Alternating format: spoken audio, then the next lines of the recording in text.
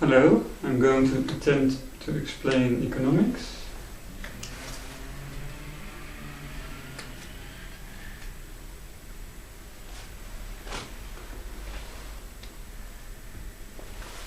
When one person makes something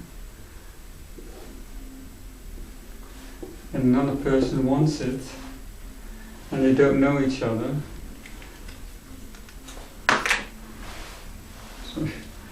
then if this one can inspect the product and this one can inspect what he is getting in return, then both can be confident that the exchange is fair. If, for example, there was a system where everybody would put in what they made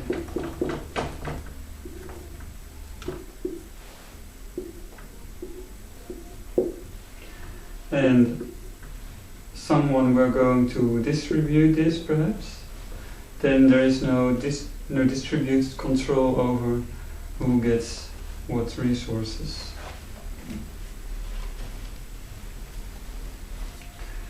So the simple trade mechanism between two persons is a protection for their labor, as long as they are able to own what they made.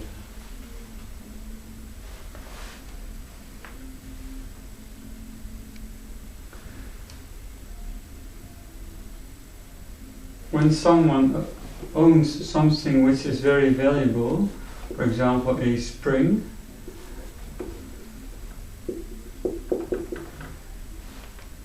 and someone else has to present all kinds of goods that they, for example, collected, for example berries, then the one who controls the water supply can demand berries without having to work for it.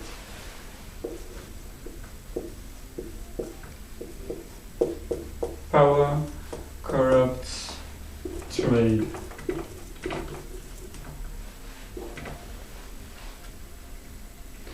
They constantly have to work to get to a resource which someone else has monopolized.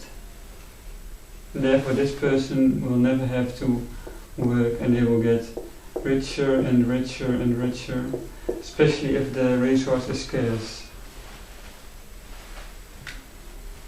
and in high need or demand.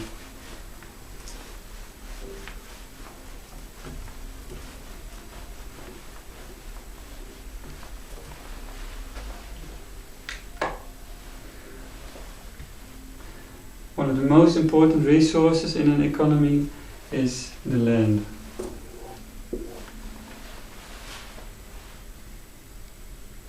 If someone else were to occupy and control all the land,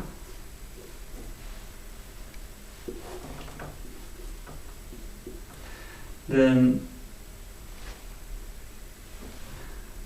everybody else would constantly have to give these controllers all kinds of wealth which they don't have to work for. And these people will then start to use the wealth to oppress these people even further.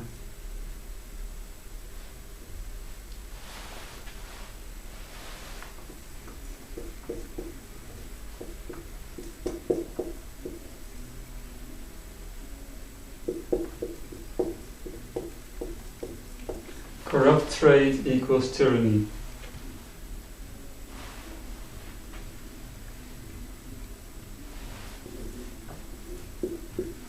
Constantly have to give real work, sweat to these people who simply control everything and have to do nothing, can sit in the sun all day and threaten the public with force if they don't comply. How some of the wealth goes to, some of the wealth goes to luxury and some goes to the oppression of people.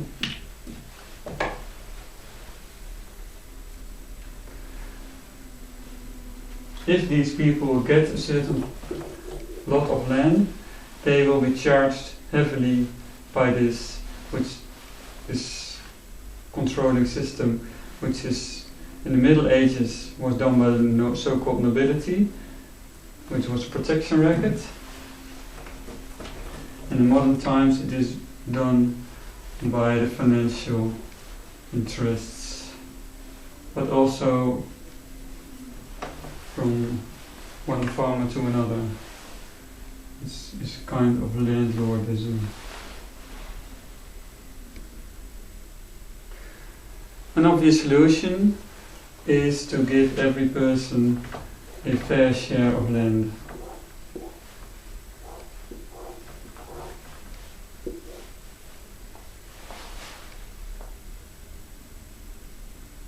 Without having to pay for it. Then, for example, this person owns this part, this person owns this part, and this person owns this part. The land was here before the people came. It was not manufactured like the berries were, for example, found in the wood, which was work. It was maybe 4 hours work to get this. Someone else is maybe having caught some fish, which was for 2 fish maybe also 4 hours of work. If they then exchange this, the economic value of both goods is roughly equal.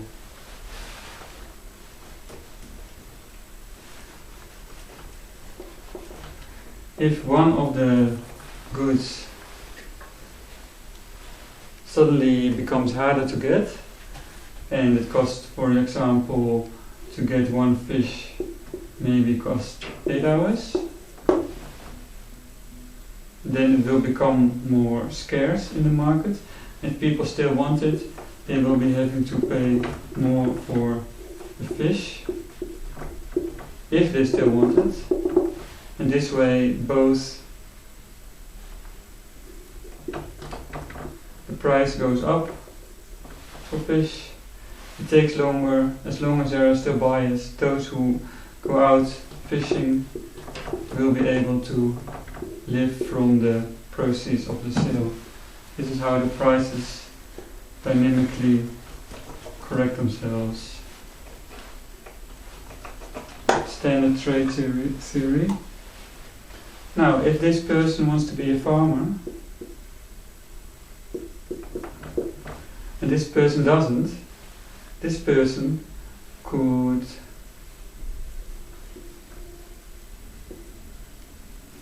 make a bicycle repair shop, for example, on somewhat of the land, and make a exchange for the farmer to start using the rest of the land.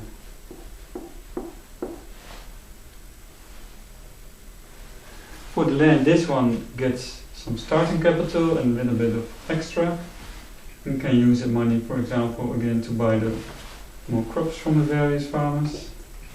And the farmer gets land and doesn't have to worry that all the land is owned by one force, because there are many land owners in the system, which makes the price for renting land more fair. This should be standard theory on any school, really. That's extremely basic economic theory.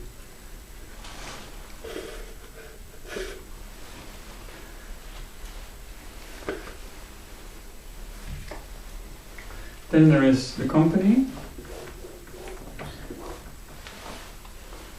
If there is one boss in the company, he will be able to suck in all the wealth from the company. Seek people who would work for at least money.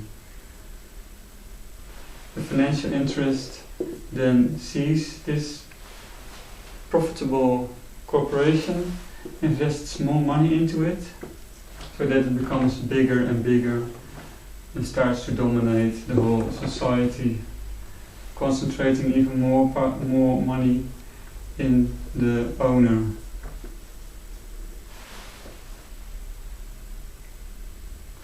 Then these workers who are here get very low wages, and they become powerless,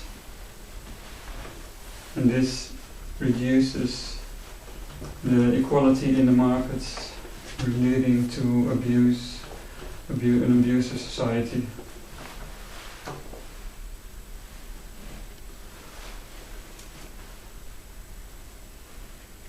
The answer to this matter is relatively simple. The government has to represent the will of the people, and therefore if they use the financial power, they will be able to invest it in companies that the public likes. For example, fair trade companies which are not tyrannical internally, which have a group ownership, which spreads the proceeds to everyone who really works for it.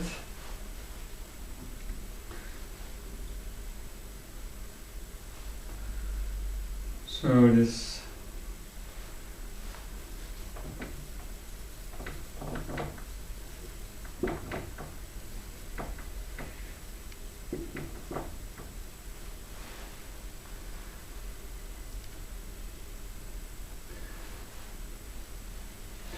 leads to the program of having a real need to have a true democratic government,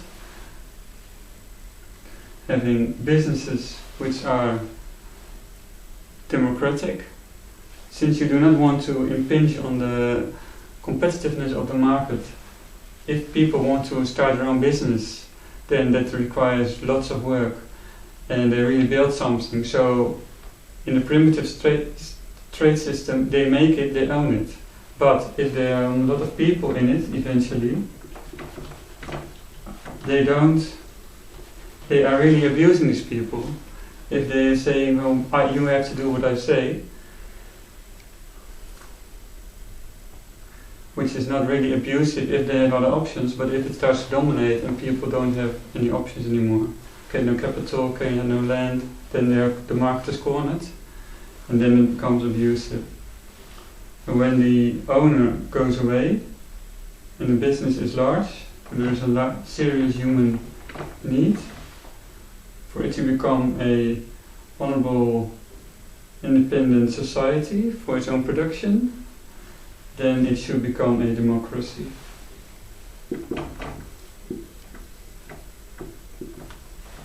In this system, it is at 10 people or more, then it becomes a democracy.